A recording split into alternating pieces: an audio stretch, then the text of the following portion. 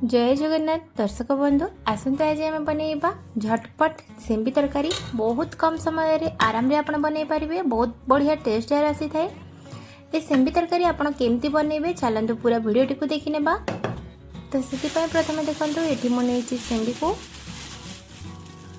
आ या को चलंतु भल भाबरे आमे बाछि नेबा।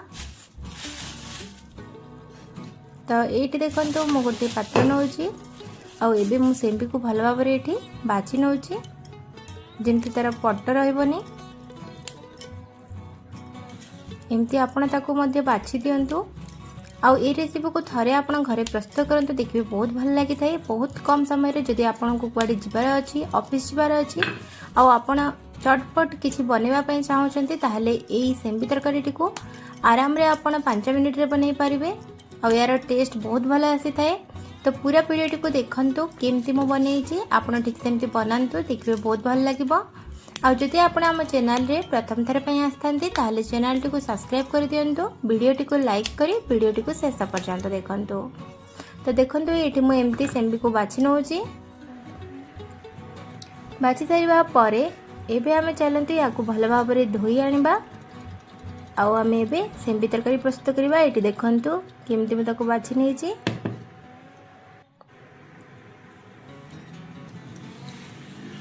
तो एबे भल भाव सेम्बी को टिके धोई नेबा। आउ धोई के आमे सीधा प्रेसर रे ताको बसैबा। तो सेति पय मु कोन कोन करूची पूरा वीडियो टी को देखंतु एबे मु प्रेसर को नै आछि। प्रेसर को नै आसीबा परे एबे एटी देखंतु सेम्बी को भल भाव धोई के आनी छी आउ ताको मु एथिरे दोची।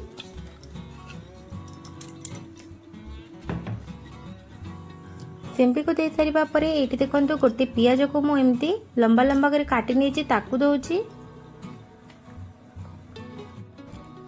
तापरे एठी देखंतु गोटे टमाटो को भी मु ठीक सेमती काटी की दोछि। एथिरे गोटे बड़ टमाटो मु एथिरे नेइतिली। आ तापरे अदा रसुण को मु एठी छेंची की दोछि। कंचा लंका दुइटी नेछि ताकू मध्ये मु एथिरे दोछि। कंचा लंकार बास्ना आ तार टेस्ट बहुत भल आसीथाए। तापरे एठी देखंतु मु दोछि भृसंग पत्र देले तार टेस्ट आ बास्ना आहुरी अधिक भल आसी थाए। तो सेति पय एठी देखंतु भृसंग पत्र को मु दोछि।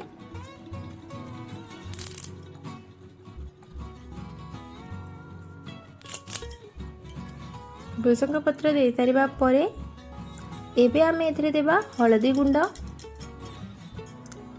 गुंड दे सारिबा परे एबे आमे एथिरे देबा स्वाद अनुसार लूण। तो एठी देखंतु मु लूण को दे दोछि।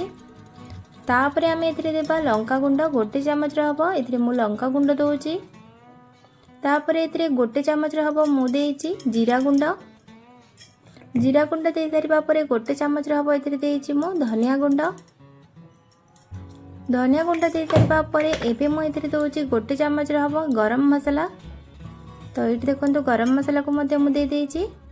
तापरे आमे एथिरे देबा तेल। तो ये देखो गोटे 2 चमच रहबो मु एथिरे तेल दोछि।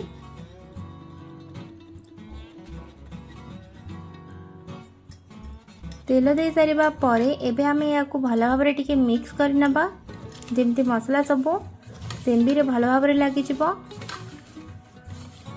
तो ये देखो ताको मु भल भाबरे टिके मिक्स कर दोछि।